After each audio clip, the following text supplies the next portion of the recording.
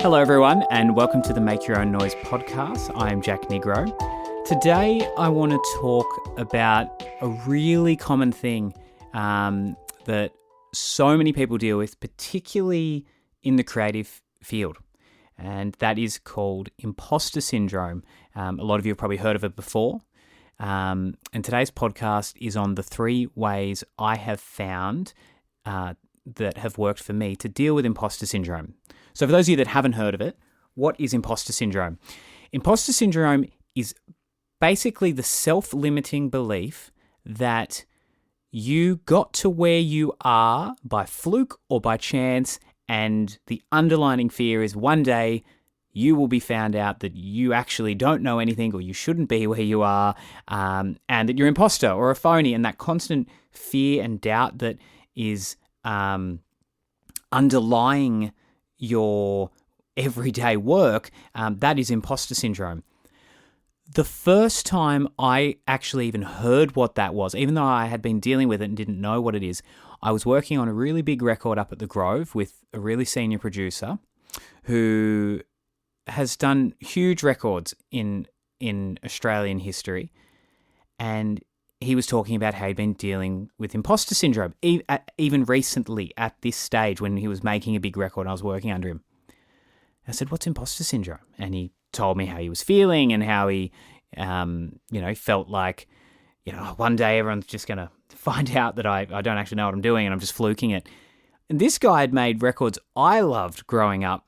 He was just a little bit older than me and he was phenomenal. And I thought, wow, for someone of your standing to be having these thoughts was crazy to me. And that was the first time I also realized imposter syndrome has no direct correlation to your success. I think as your success rises, unless you're at the absolute pinnacle peak of what you do, a lot of people will have imposter syndrome. And even the people at the very top, a lot of them probably still have this belief that they actually aren't good enough and don't know what they're doing, and they will get found out.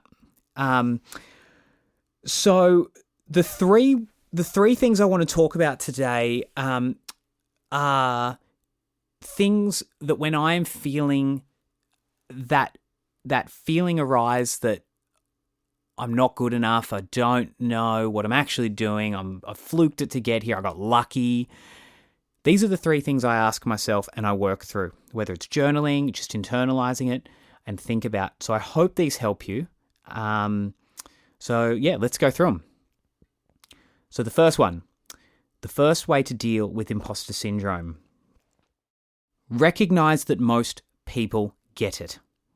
Most people have imposter syndrome, no matter their standing, just like the story I just told. Our brains, prehistorically, are wired for threat detection. It's the way we stayed alive for a long time. It's a way we stayed within our community, which was such a key part of our survival.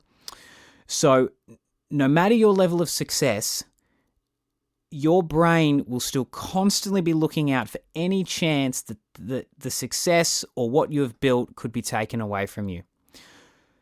So if you can just recognize that in that moment when you are feeling this level of doubt or insecurity about your art, your profession, in whatever way, it doesn't even have to be work-related. First thing to do, recognize that there is that feeling. It's a common feeling and everyone gets that. And no matter what my level of success, I will probably always have to deal with this. So the recognition in itself alone is a massive step in overcoming it.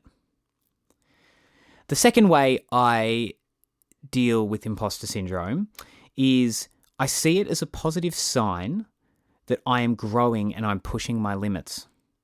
So I'll say that again. I see it as a positive sign that I am growing and I'm pushing my limits. There's someone who I listen to a lot and read a few of his books, and he talks a lot about living on this edge of order and chaos. You might even know who I'm talking about. And in a professional context, you really want one foot firmly planted in both order and chaos. The order being you have your systems, you have stability, and you have a firm ground, whether it's, financially, your systems in place, the management of your time. All these things are solid, and that is the order in what you do. But there is a part of you that also needs to have a firm foot in some chaos. The chaos is the growth, the challenges. So when you feel this doubt arise in your mind and that voice comes up, that imposter syndrome that goes, hey, what are you doing? You shouldn't be on this panel. You shouldn't be reaching out to this client. What is this person reaching out to you for? You're going to say yes to their job, and you're not going to do the quality that they're after, and the word's going to get out, and everyone's going to know I'm not actually good at what I do. And you can see how your brain tail spins from there. And I'm sure some of you have had this. So next time that voice comes up, see it as a positive sign that you are actually growing and you're pushing your limits. If you're staying comfortable in what you do, you're working with, in my case, maybe it's the same size or style of bands, or maybe you're putting on events at the exact same venue, or maybe you're a band that just is playing in your local town over and over. Yeah, you probably will stop feeling imposter syndrome and you'll get quite comfy and you won't feel that slight bit of anxiousness. But I would flip that on its head and say you're getting a bit too comfortable. So next time that voice comes up, actually go, hey, yeah, I'm a little nervous and I can feel a bit of doubt within myself. I recognize that, but also I'm on the right path. I am pushing my limits and I'm growing. So that's a huge one. And I hope next time, if any of you feel this, that is a question you can ask yourself. And a third and final way I have dealt with imposter syndrome in the past is take some time to reflect back to the start of your journey and remember how little you knew. So if this is in the context for those of you listening that have been doing what you've been doing for a while, think back to how little you knew when you started. And hopefully by drawing that comparison, you see, wow, I actually do know a lot of stuff and I am worthy of what these people are paying me, or I'm worthy of the position or the standing or reputation that I have. I remember when I started, this is so embarrassing to say in one of my first podcasts, I didn't know the difference between Windows and Mac just before I started uni. And it wasn't until I was looking for a laptop. I thought Mac was just another form of Windows laptop.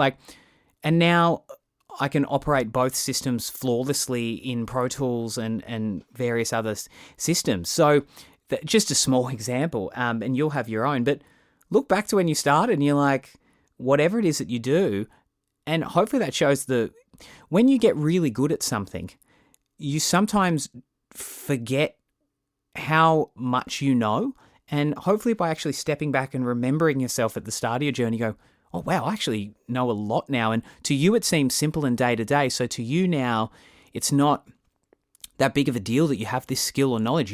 You start to think kind of everyone knows that, and they don't. For me in the studio, sometimes if I have maybe a more junior band come in and they'll ask a certain question, I'm like, oh, you don't even know that's part of this process yet. So that's a third and final way. So just to summarize this up again, the 3 ways to deal with imposter syndrome when that ugly little thing creeps up into your life, which it will.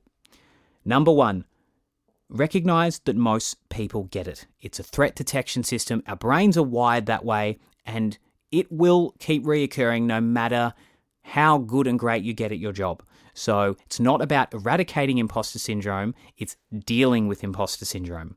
Number 2, see imposter syndrome or the feeling of imposter syndrome when it arises as a positive sign that you are growing and you are pushing your limits.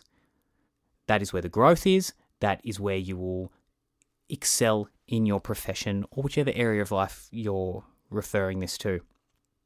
And the third and final, reflect back to the start of your journey and remember how little you knew there. Draw that comparison. And if you are at the start of your career and you're feeling a bit of imposter syndrome, that's fine because you don't know much yet, but you have nothing to lose. Just be hungry to want to learn and grow. But if you have any sort of experience now, think back to that time and draw that comparison. And hopefully that gives you the value in yourself to realize how much you actually now know. So I really hope that helps. Imposter syndrome is such a common thing. It's more than just a professional context. It obviously goes into other areas of your life. And that's why I wanted to start with one of my first podcasts being about that.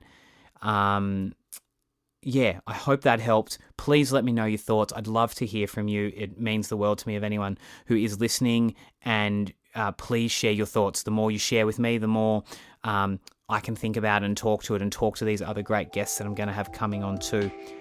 Thank you so much for listening. I look forward to hearing from you, and be brave, have fun, and go after whatever it is in life, professionally, whatever it is you want to achieve. Thank you.